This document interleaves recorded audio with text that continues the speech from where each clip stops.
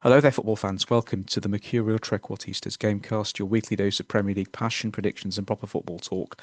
By way of introduction, I'm Duthan, and joining me is my co-host, the man who smoothly breaks the game down without breaking its magic. Mark, how are we? Oh, very, very smooth, especially after an intro like that. So, what's on the menu today? As always, segment one is going to be Premier League talking points, and the second segment is normally fantasy football, but I don't think we are able to sort of do that this week for other reasons. So, we will go straight on to our third segment, which is the obscure fashion. The description for that this week is going to be it's our slow burn classic that's destined for greatness. But Mark, if we start with Premier League talking points and three stories this week, two of them are going to be focused on teams which are going to rise up from the Championship. So we are close to the end of the season, and it's always very interesting to do. But let's have a little chat about the Championship playoffs. So all of us know that the Championship playoffs they are described as the most valuable match in all of football. Winning it is truly akin to winning a golden ticket to Willis Chocolate Factory.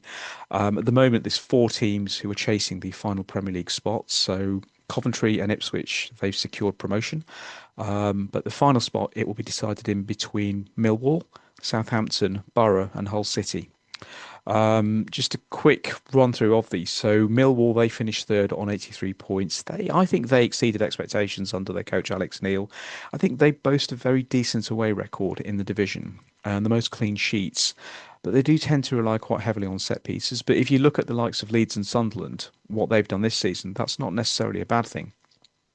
Then, if we just have a quick word about Southampton, I think they are the favourites. They would be looking to go straight back up. And they have got into this position after quite a late surge in the campaign. Then we have Borough. Borough, to me, are a sleeping giant. I mean, Mark, I'm sure that you recall Borough in the 1990s and Steve Gibson, who was the chairman.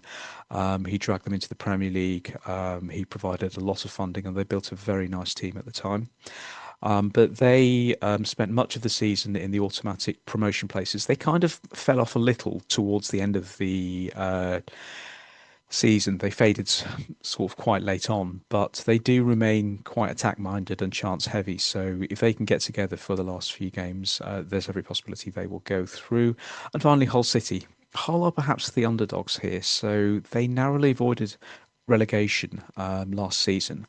And their coach is Sergei Jakarov. And what can I say about them? I think, having done a bit of reading, they have overperformed on expected goals, and their main advantage is that they have a very, very prolific striker, a chap called Ollie McBurney, and I've been following him for a few months now. My feeling is that he reminds me a lot of the way Ollie Watkins and Ivan Toney scored goals in the Championship and were able to like translate that into the Premier League. So let's see what happens. If he comes up with Hull, he will likely stay on, but he's done very, very well to like bring Hull into this position. Any thoughts, Mark? Yeah, well, it's the playoffs have already been rocked by a little bit of scandal, haven't they? Because we've got Spygate going on. Southampton were caught having a little cheeky spying session on Middlesbrough's training, which they've been charged with, and yeah, it's going to make for an interesting tie that one. Championship playoffs. Outside of that, it's a bit of a funny one because two of the teams are kind of in form, and the other two teams they kind of squeaked out at the end of the season. I think we're looking at Hull and Middlesbrough. Both had sort of like two in the last 10. Although in Middlesbrough's case, a lot of them were draws. It's Southampton and Millwall that are the two formed teams. And I think like you, I feel like Southampton probably are going to be the favourites, although this Middlesbrough tie is going to be a little bit tasty because of the Spygate issues. But that experience of Southampton playing some really big teams, it might be the difference. I mean, they knocked out Arsenal in the FA Cup. Yes. I do wonder whether that little bit of know-how, and they've been to Wembley fairly recently as well in other competitions, that could see them through. But saying that, Millwall might have a bit to say about it because they did finish fairly fairly solid. But Hmm. looking forward to seeing how it all works out and just how tasty this Middlesbrough Southampton tie might get. I mean, who saw Spygate Absolutely. happening? Yeah, but you know, like we always say that actually winning the playoffs is worth so much. Who knows what measures teams do like try and resort to. And I just one thing I was going to raise with you, you know, the three, well, Southampton, Borough, and Hull, all of them have spent time in the Premier League at some point in the last 15 or 20 years. But Millwall and Preston, they are perhaps two of a very few, well, I mean, of, they are perhaps two of like a very, very small number of teams that have been in the Championship for a long time, but they've never actually been up to the Premier League. Um, I think Southampton as well, but as you say, Millwall have been playing the best out of all of them. And but kind of like, you know, on the day, it's just we've seen it so many times. It can be a lottery on the day. And let's see who gets through to the final Yeah, first of all.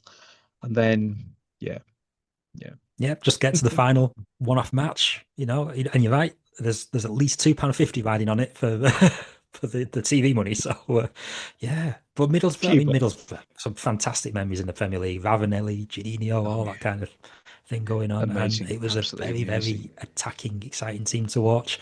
Yeah, But yeah. yeah, Um who I think knows? was it a young Brian Robson as a well, I mean he just finished playing and Steve Gibson brought him in. And they were able. I mean, it was kind of like the start of the Premier. Well, the start of money really flowing into the Premier League. So they were able to attract these amazing players, as you say, Ravanelli, the White Feather, as they used to call him, Mm, yeah, Juninho. They had a chap called Emerson who used to play in midfield. Um, no, they were a very very good side and extremely exciting to watch. A lot of good yeah, memories back then. yeah. But I mean, it was unfortunate to go down as well, wasn't it? I mean, I don't know whether it was the same season or not, but wasn't there a match where the season where they got deducted points because they couldn't field a team? They'd been hit by a virus or a bug or anything, and had they not been deducted points, it might not have worked out like that. But mm, yeah, I don't know whether that's a false memory or not. But I do remember there being some controversy one season when they yeah. went down. Yes, yes. Shall we move on to story number two? Because I'm sure that we will pick up on the championship in the remaining weeks of the season. So, if we move up to Anfield, so we will talk a bit about ticket prices at Liverpool. So following supporter opposition, Liverpool have backed down and they have reduced their proposed pricing strategy for tickets. They've moved away from the previously announced CPI-linked increases over 3 seasons. I believe, please correct me if I'm wrong, Mark, that they had initially planned to increase ticket prices annually in line with inflation, but they abandoned this approach after sustained fan pressure. So, to my understanding now, general admission ticket prices will increase by 3% next season, followed by a price freeze for the 27-28 season. And this is after discussions with the club's supporters board. So my understanding also is that both the club and fan representatives, they will continue discussions on future pricing, and supporter groups, they've welcomed the revised plan, but you just get the feeling that disappointment does linger on several levels for them. Well, it's hard to justify such a radical price increase when the season's not been that great. You know, if the football's been good and the titles or the you know the big awards have been fought for, then yeah, maybe you've got a little bit more fan favour, but it hasn't been that season, so it was always going to be a hard sell. Linking it in with inflation, CPI, big ask, and I mean, you don't know what kind of figures might have come up over the next 3 years. So yeah, 3% increase for the next season, freeze the season after, and another win for the Liverpool fan groups. I mean, they've taken on the club before for, let's say, controversial decisions. I think famously the Hicks and Gillette protests helped force a change of ownership. You had the 77th minute walkout for the £77 match ticket, famously against Sunderland as well. And I think Spirit of Shankly's protests this time around, they kind of went along the lines of no pounding the ground. So it was basically asking supporters not to spend any money with business sponsors within the ground and instead buy food and drink from local independent businesses instead. They have managed to sway the club away from Super League in the past and the furlough decisions. So the Liverpool fan groups they've got a pretty good record, and it looks like this might be one that they've been able to chalk up as a good win. Mm. But yeah, the cynic in me is a little curious as to whether or not maybe the owners kind of thought, "Do you know what, there's going to be pushback. We'll announce a much worse price increase. Expect the the rebellion, and then knock it down to something else, which is more in line with what they were really after." I don't know, but the protests were effective. Mm. Not that you'd be able to tell from Match of the Day or various coverage, because I don't think they were entirely shown on the TV screens. But there you go. They were well received in the ground by the supporters. Yeah, I think you've hit the nail on the head. Perhaps this approach, it was intentional by the club, but that's only speculative. We can't comment on that. Yeah, We don't know it's if a it's true. cynical piece of speculation as well. Well, yeah. But, I mean, off camera, we were talking about this earlier in the week that not just Liverpool, but for all the big teams in the Premier League, this is the richest that they've ever been, in terms of the commercial deals on one side, plus the tranche of TV monies, which is always coming in. This is the wealthiest that they've ever been. We were saying a few weeks ago that it was, up to about well, even in the 1990s or early 2000s, a lot of the revenue for even the big clubs came from just ticket sales at the ground. But that's not the case anymore, certainly not for a team like Liverpool, who are a truly global brand. In fairness to FSG, when they acquired the club, from the Royal Bank of Scotland after they seized the assets of the club, further to Hicks and Gillette mismanaging things. They have a lot of experience. This is FSG. Well, at the time they were called NESV. That was the vehicle, but it's FSG now. They understand how to run a sports club, and from a commercial point of view, how to generate revenue and sort of how that will benefit the club and the company as a whole. In fairness, they've not done a bad job as to that, but Liverpool, the fan base is strong. They are very, very organised, and as you say, it's another victory for them. That's how they will see it. But my gut feeling also is that both parties have walked away happy. The commercial bods that run the club, they are pretty happy with the outcome because price increases are inevitable to like a certain degree. The fans, they seem to have struck a blow. Well, sorry, they seem to have struck a blow for what they feel is right. So let's see, let's see. But it's not been the most joyous season for Liverpool, both on and off the pitch. I think that's a very fair assessment. Okay, move on to story number three. So we are moving from Anfield to Portman Road. So Ipswich, they secured an automatic return to the Premier League at their first attempt. So they finished second in the Championship after a decisive 3-0 win over QPR on the final day of the season. And the promotion marked Kieran McKenna's third promotion in 4 seasons as Ipswich manager, which is hugely impressive. So the achievement came after a squad rebuild and a tactical recalibration following relegation from the Premier League last season. And Kieran McKenna is rightly credited for restoring belief inside his squad, and he's given them structure and direction. From a financial point of view, so they Ipswich would be the beneficiary of parachute payments, further to having come down. But now that they are going back up into the Premier League, they are in a pretty good place in terms of the finances. So it's going to be a real boost for the club. So being back in the Premier League, it means more broadcasting income, high levels of sponsorship and commercial deals. And beyond finances, it's always good for raising the profile of a team if they are in the Premier League. It's as simple as that. So that will provide a boost at national and international level for Ipswich as a town. But moving back onto the football side of things, back in the Premier League after being relegated, do you think they will do better this time? Ooh, it's I think it's a tough one, isn't it? Because we've kind of been caught on the hop a little bit. Leeds and Sunderland's year this year has been above and beyond what previous promoted clubs have done. So whether that adds a little bit more extra pressure on the teams coming up, I don't know. I think they'll make a good go of it. Uh, Maybe being in the Premier League fairly recently will give them a little bit of more experience to at least try and stay up. There was a few too many times last time around where the games, they kind of got away from them a bit. But it's great to see them back. They are like Coventry. They're one of the Premier League's original teams in Mhm. the Yes. its inaugural season, and they had a couple of good seasons when they got up.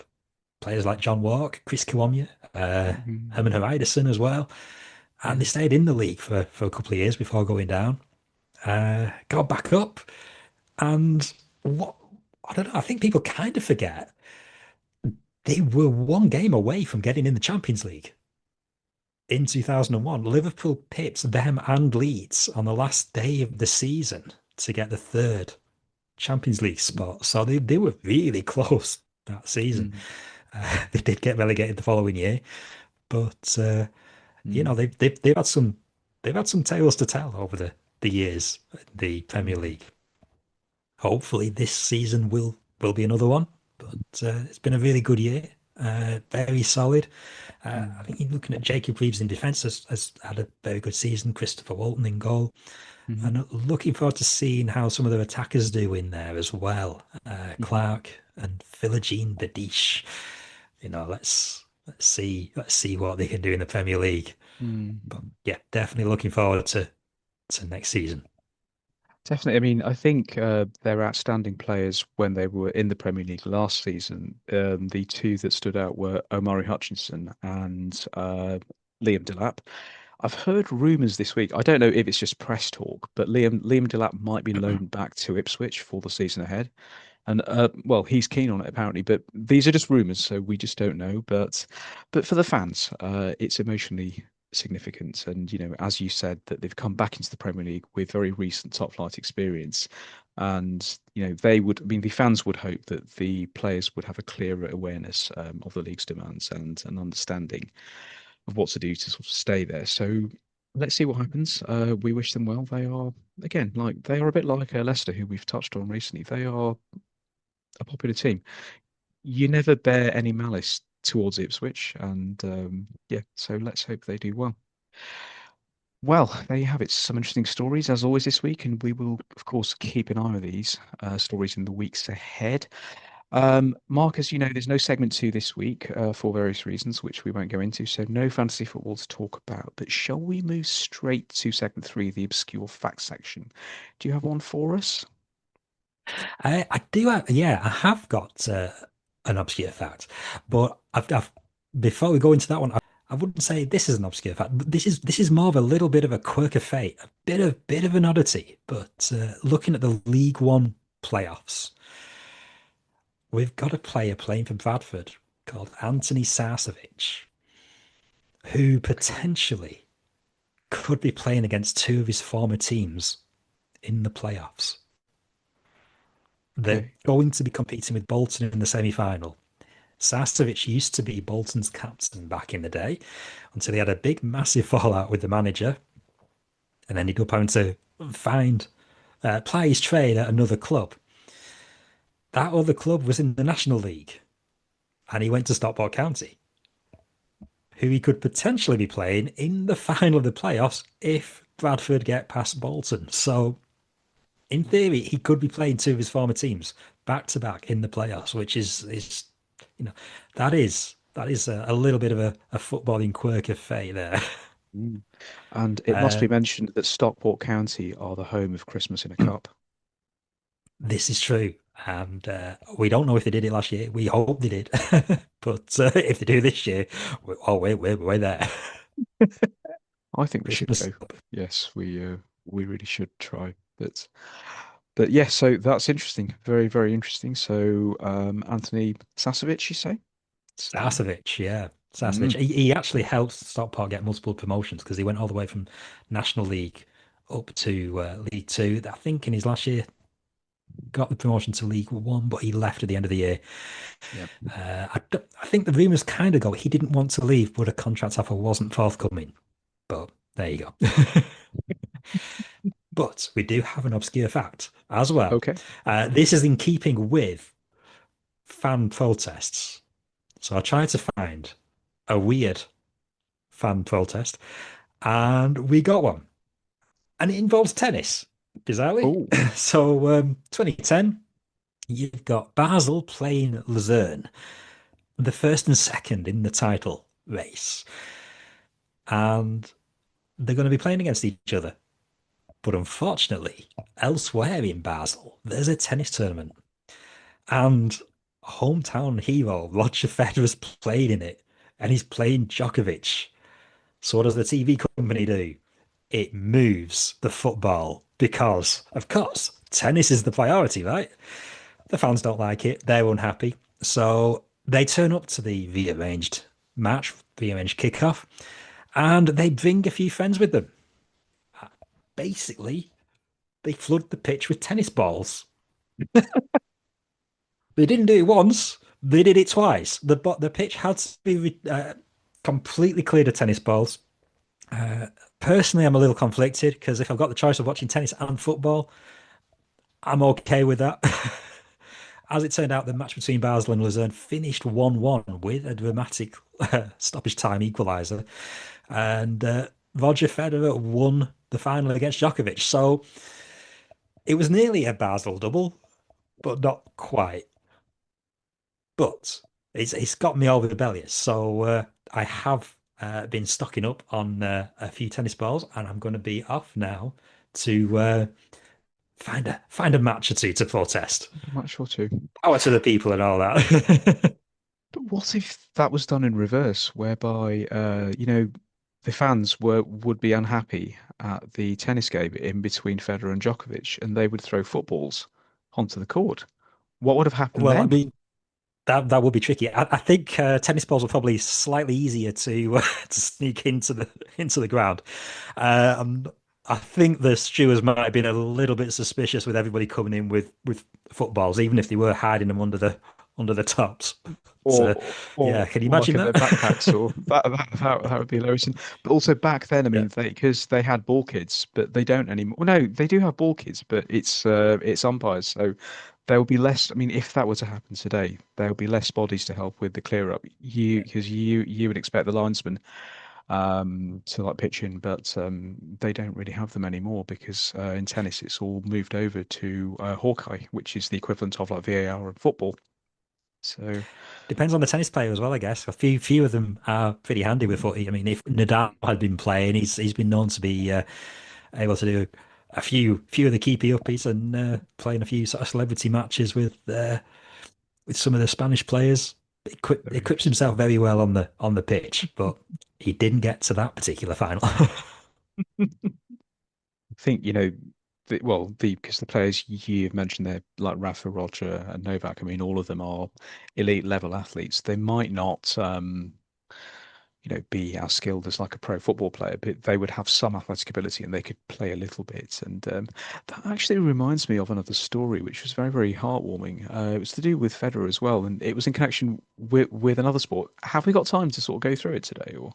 I, I Um, think so. I can't see yeah, a time on the yeah. thing, so I'll guess yeah. Yeah. So Federer's father, he mentioned that he's a South African gentleman. So, he used to watch lots of cricket with his dad, so he was a huge fan. And this was quite a few years ago. But England they were doing a tour of Australia because it was the Ashes, and it was very close to the start of the Australian Open. So that's held in Melbourne, as we both know.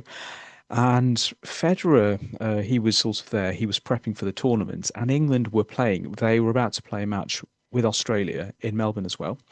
And Federer heard that their training ground was very, very close to where he was training. So he got very excited at this. And I mean, like this is a story is told by Andrew Strauss, I think he was the England captain, or like he was one of the leading batsmen at the time for England. And he said that out of nowhere, like we just turned up to training in the morning, and Federer was there, and he goes, "I'm a huge fan of cricket. I heard you guys are here. Do you mind if I hang out with you and train with you guys for the morning?"